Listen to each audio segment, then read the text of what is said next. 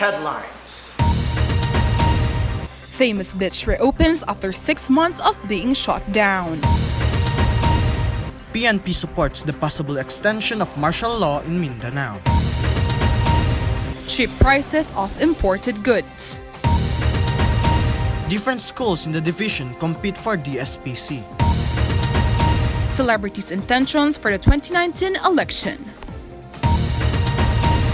Good afternoon, Ilocos Norte. For today's edition, the Northern Luminaries will bring you the hottest and most reliable news. So stay tuned as we bring you the latest news throughout the country. This is your pillar of truth.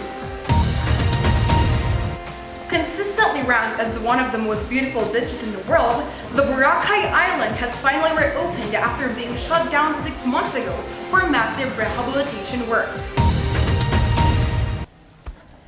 The President of the Philippines, Rodrigo Duterte, earlier this year declared the island inaccessible because of corruption over tourism and environmental degradation. Government inspectors found more than 2,000 businesses and homes were illegally connected to the island's drainage system of the main shoreline, which led to raw effluent pumped directly to the sea.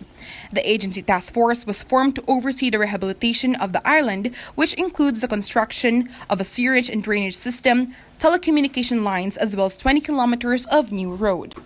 The 2-year project is only a quarter of the way through, is estimated to cost $25 million, but for the residents, the most dramatic improvement is the quality of the water.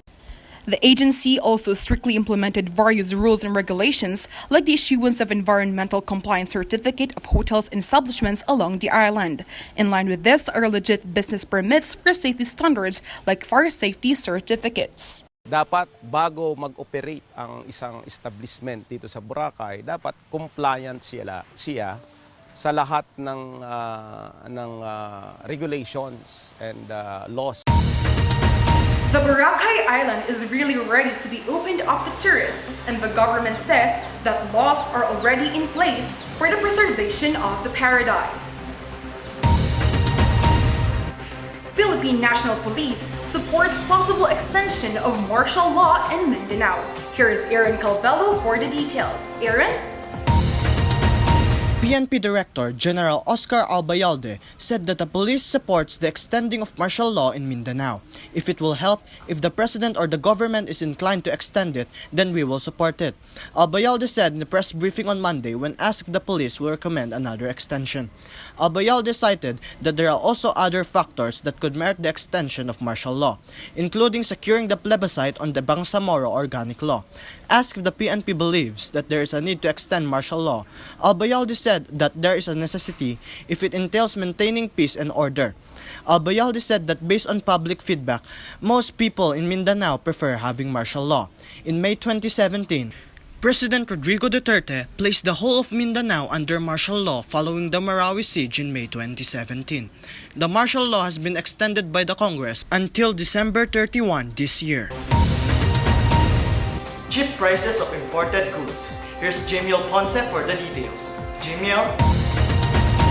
Last October 13, 2018, a group of women from Nueva Ecija, Pampanga, Maguindanao, and South Cotabato protested in the Muñoz Market in Quezon City.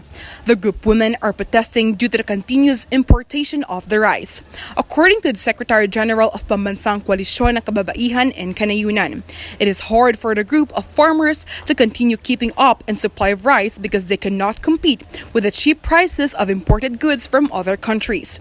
The farmers then asked for help after being damaged by the recent typhoon and disasters. Up next, Surat Schools hosts DSPC 2018. Celebrities running for 2019 midterm elections. The details when we return. This is the Northern Luminaries. Always think before you post. Is it true? Do not post anything that contains any false news or events. Is it honoring? Be tolerant. Everyone has different viewpoints regarding a topic. Is it informative? Always verify the source of every news you share. Is it necessary? Never post any private information about you. Is it kind? Do not hesitate to share a news if you think it can help someone. You're still tuned to the Northern Luminaries. Different divisions of the Ilocos Norte compete for DSPC. To tell us more about this, here's Jillian Agustin. Jillian? Surat Schools hosts DSPC 2018 with the theme Fostering 21st Century Skills and Character-Based Education Through Campus Journalism. The two-day event was held on Surat National High School, Surat North, and Surat Central Elementary School. Over 27 schools in the division, both in elementary and secondary schools, are competing for individual event and group events. Jillian, what are the latest happenings in the DSPC 2018? Currently, Jamiel, I'm here at Surat National High School Gymnasium, and the TV broadcasting event is now ongoing. Different participants from different schools in English and Filipino category are present, and over 6 schools compete for the said events. Here are the latest happenings in SNHS. Back to you, Jamiel. Thank you, Jillian.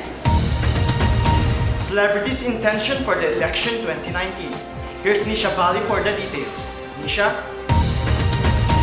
Celebrities flock to different commissions on elections offices to file certificate of candidacy for their chosen positions in the upcoming 2019 midterm elections. Bong Revilla, Lani Mercado, Holo Revilla, Dr. Willie Ong, and Jiggy Manicad filed an COC for a Senate bid next year, while Lito Lapid and Jingo Estrada are eyeing for a Senate comeback. There are lots of aspiring politicians who want to lead and make the country as progressive as possible. This is Nisha Bali, your pillar of truth. That concludes another edition of the Northern Luminaries. Tune in again for more of the hottest and most reliable news. And the countdown begins 60 more days before Christmas. This is Aaron Calvelo And Jamiel Ponce for Northern Luminaries, your pillar of truth.